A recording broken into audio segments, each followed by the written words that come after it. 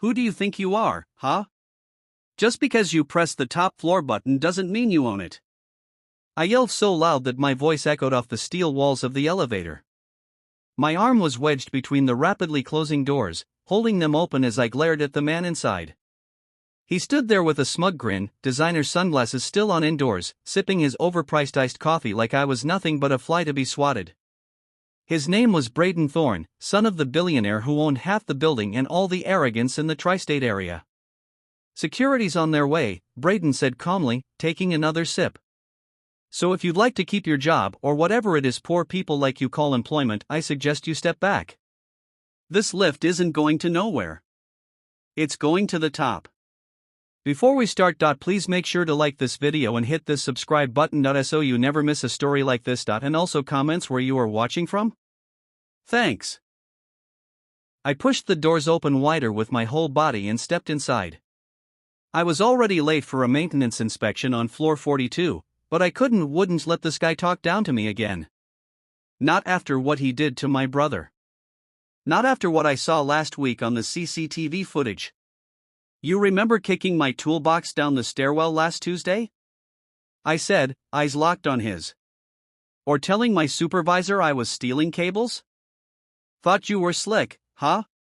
His smirk faltered for a split second. Good. Then came the shrug. You're going to blame your failures on me? Wow. Typical lower floor behavior. Before I could respond, the elevator jolted. Hard. Bang. The whole thing lurched and lights flickered, throwing us both sideways. My back slammed against the panel, Braden spilled his coffee, and the elevator screeched to a halt between floors 31 and 32. Did you do that? He barked, scrambling to his feet, wiping caramel drizzle off his khaki suit. Don't flatter yourself, I muttered, flipping open the emergency panel. The screen blinked, error, route undefined. Stand by. But then came the weirdest part. No alarm. No response. Just a soft, constant humming. And then. Ding. The doors slid open. And it wasn't any floor either of us recognized. It looked like a hallway from a different era. Carpet that seemed too clean. Lights too soft. No signs. No windows. Just silence. I didn't call this floor, Braden muttered. No one did, I said slowly. This isn't even programmed into the system. There's no between floor. Still, I stepped out first. He hesitated. You're insane if you think I'm going in there. I didn't care what he thought. I was already walking. Something about it felt familiar and wrong at the same time. Like déjà vu in a haunted house. Like someone had built this place to look normal, but forgot how real humans behaved. Hello? I called out. No answer. Then I turned a corner and froze. Photos. Dozens of them. Framed. Mounted along a pristine white wall. But they weren't of landmarks or CEOs or art. They were photos of us. Me, Braden, my brother, even people I hadn't seen in years. Every single one caught mid-moment. Laughing. Arguing. Some secretly taken. Some impossibly young. Some recent. Braden stepped up beside me, paled. Is that, he pointed. That's me. That's me yesterday. Leaving my dad's office. And that's me on floor 7. That's the room where I found out you'd sabotage my brother's apprentice program. He turned to me sharply. You don't know what you're talking about. Shut up. I roared. The hallway shook. And suddenly, the air turned thick. Cold. Behind us, the elevator doors had vanished. Nothing but a white wall now. You did something, man, Braden said, voice shaking for the first time. You triggered something. A trap. A curse. Something. I laughed bitterly. No, Braden. We did something. You just didn't think consequences could reach you. Then the lights shifted.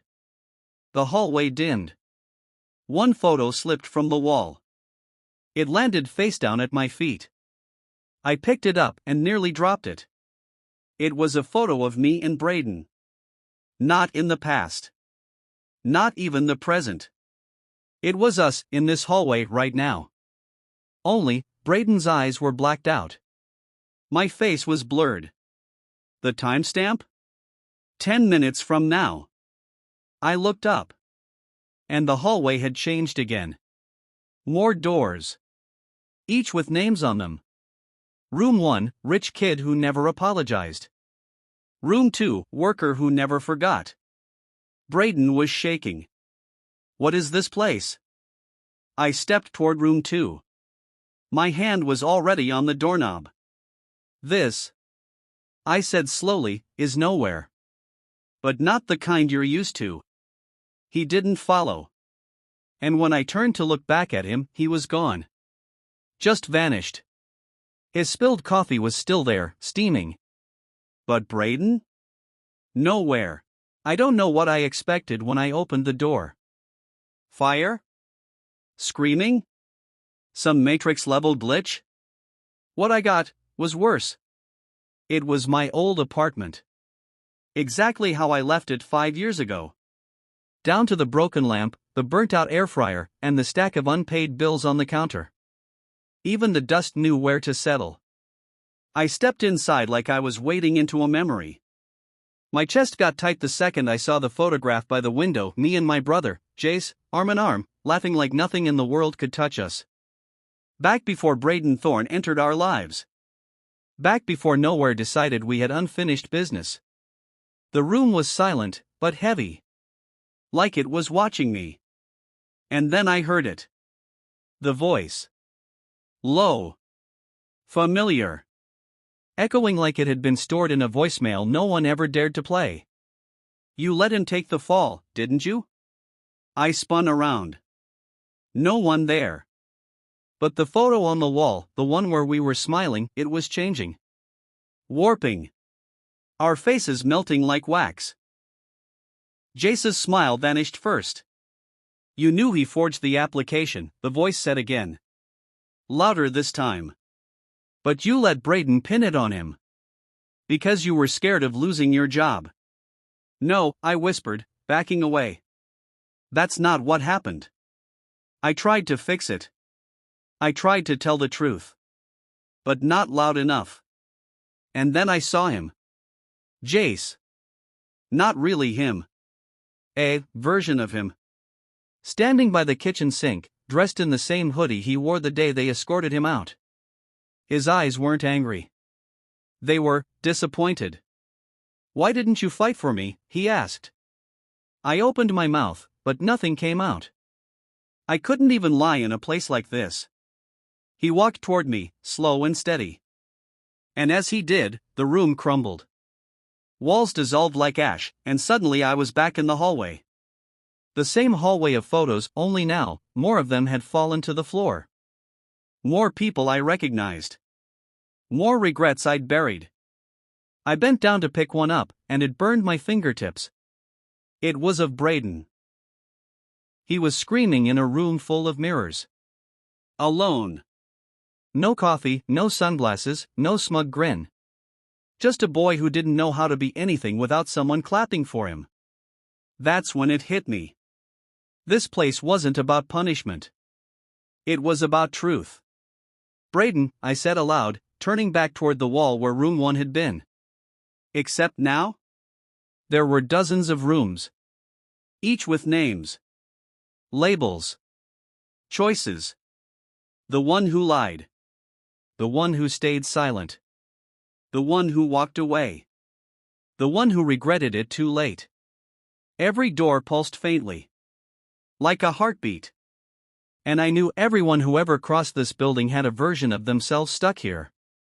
Trapped in nowhere. I kept walking, faster now, calling out. Braden! Hey! If you're here, say something. Nothing. Until. Ding. Another door opened by itself. Not to a room.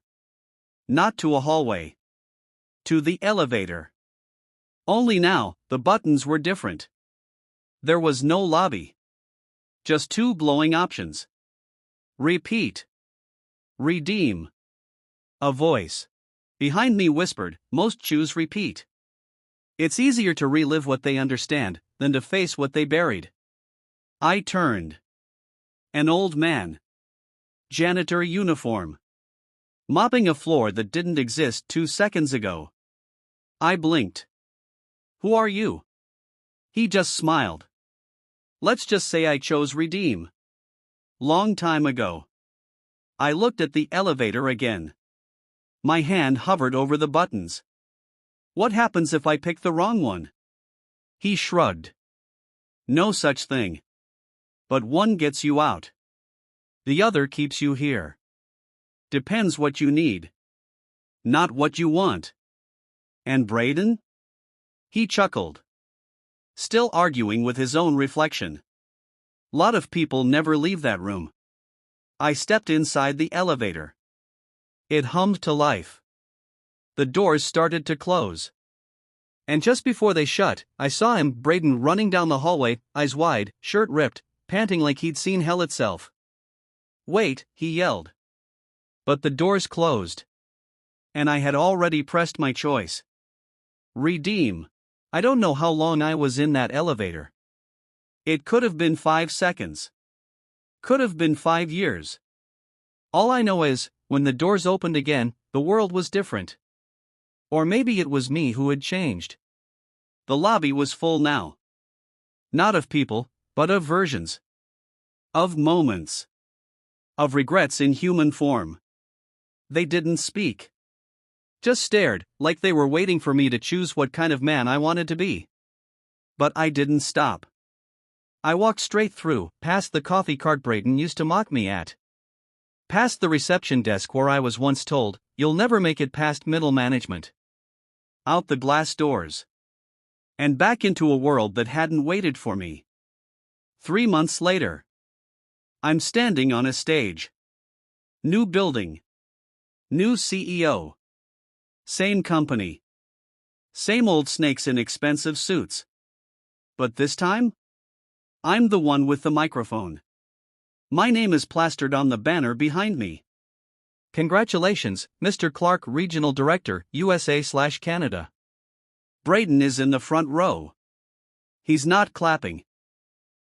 He's not even pretending. And I knew he wouldn't. Because ever since I came back, ever since nowhere, he's been panicking. Trying to cover his tracks. Dig up dirt.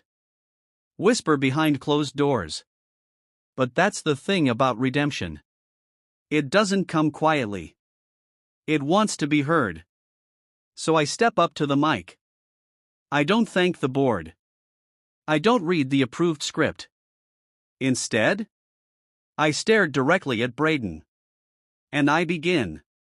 2 years ago, I was almost fired from this company because of a forged document. A document my own best friend created, and then blamed on someone else. You could hear the silence snap. People shifted in their seats. Braden's eyes widened. But I wasn't done. I stayed quiet. I let fear make my decisions. I let loyalty blind me. I let ambition silence me. But you know what happens when you ride the elevator to the top, without checking where it's going? I paused. Then looked right at the executive row. You end up in nowhere. And some of us came back from it with receipts. The screens behind me lit up. Emails. Screenshots. Voice recordings. All dated. All real. All showing exactly how Braden falsified reports, shifted blame, and threw 3 co-workers under the bus, including my brother Jace. Gasps echoed like thunder. One woman in the crowd dropped her champagne glass. Braden stood up, shaking his head like a man watching his own grave get dug. "This is a joke," he shouted. "He's making this up." But I held up a folder. Certified. Signed. Legal. The board already knows. The audit committee too. They just wanted to see if I had the spine to say it myself. I turned away from him. I do. Security started walking over. Not toward me. Toward Braden. And that's when he cracked. I built this place, he shouted, flailing now. You think you can erase me? I leaned into the mic, calm as thunder. You erased yourself. I just turned on the lights. They dragged him out. Screaming. Sweating, falling apart. And the second the door shut behind him, the whole room erupted. Some in cheers.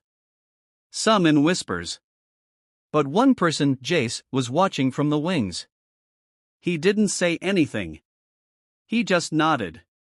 And for the first time in years, I breathed. Really breathed.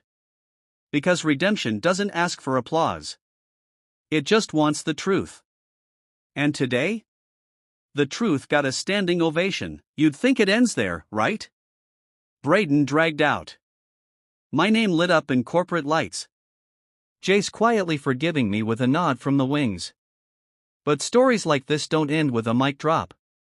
Not when you've seen nowhere. Because that elevator didn't just take me down. It left something open. Something that started to leak. The morning after the board presentation, I found an envelope under my door. No return address. No logo. No text. Just a slip of paper inside.